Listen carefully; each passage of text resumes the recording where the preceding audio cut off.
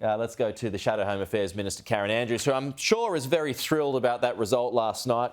Karen Andrews, good to see you. Thanks for your time this morning. I do want to start off on the Pacific, though, and in particular these comments by the US Vice President Kamala Harris. She talked about how the Pacific seems to have been neglected by governments, various governments in recent years, but many people have suggested that that was an attack on your former government by not doing enough. Do you accept that? Look, I don't accept that that was the intention behind the comments made by the US Vice President. What I would say, though, is that clearly no matter how much you do, there are always more things that you can do.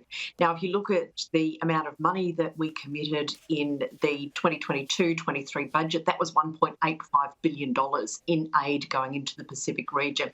That is a significant amount of money. Did we approach the Pacific Islands in the manner that is going to lead to the best possible outcome for Australia? I think progressive governments over the years have done the best that they possibly can. Now, the last 2 years have been extraordinarily difficult for Australia and the rest of the world. The Pacific region is not excluded from what happened with COVID. So it's been difficult times. That's meant that the support that we have given to the Pacific has been very targeted. It was targeted with vaccines. We would have loved to have been able to visit the Pacific region more than we did, but the reality was that travel was very restricted. Now, I do think that there's a lot that can be done to support our Pacific family, so I look forward with a lot of interest to see what the Albanese government is going to do. I think it's positive that the Prime Minister is in Fiji at the moment, that he is meeting with his counterparts in the Pacific region, but this is a first step in a lot of work, a lot of steps that do need to be taken to make sure that we continue to maintain the relationship that we have with the Pacific and build on it as appropriate. One of the big moments that came out of yesterday was this big hug between Anthony Albanese and Manisa Sogavare. Prime Minister Albanese has said that he's prepared to take Sogavare's word that China will not build a naval base. I know that your former government was of the same view. Is that still the right approach? Well, we did a lot of work with various governments. We're well and truly on the record as saying that we are concerned about the influence of China in the region. That hasn't changed, and we will continue to be alert but not alarmed at this point about what is happening in the Indo-Pacific region. Now, I think it's positive that the Albanese government has continued much of the work that the coalition set up, and it will be interesting to see how that plays out over the coming weeks, months and years. Couple of other matters now, especially foot and mouth in Bali.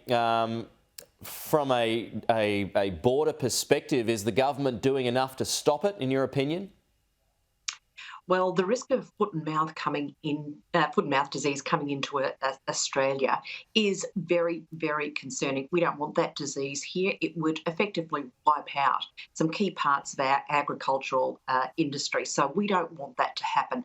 Look, sniffer dogs are just not going to be sufficient. We are concerned that people are already arriving in from Bali. They have been out, they've been standing in animal manure. They'll be bringing it in on their shoes. They'll be bringing it in on their suitcases. So we are concerned that there is a real risk that possibly foot and mouth disease has already come into Australia, but has not yet been detected. Is it inevitable? And that is very...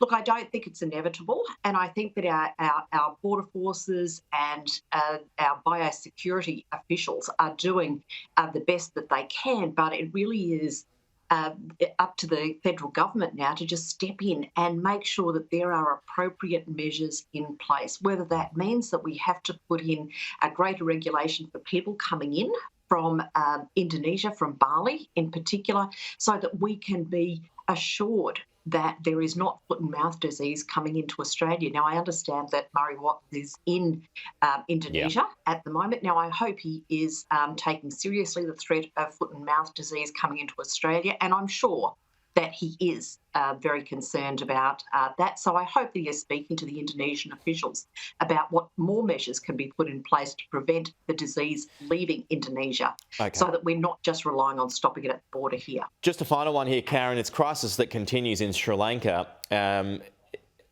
I suppose it's another inevitability that there will be more boats that try to come here as a result of that, and a few other issues as well that are continuing in Sri Lanka.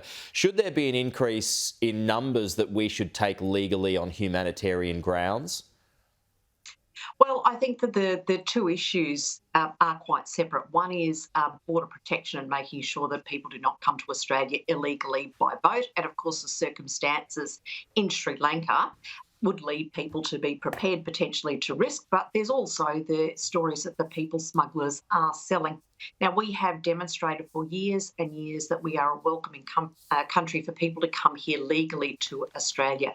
Our priority at the moment is bringing in skilled workers. We know there is a significant shortage here. We need to bring in skilled workers, but we should not move away from our humanitarian roles and making sure that we are welcoming people who need support here in Australia. Okay, Karen Andrews, the Shadow Home Affairs Minister, thanks for your time as always.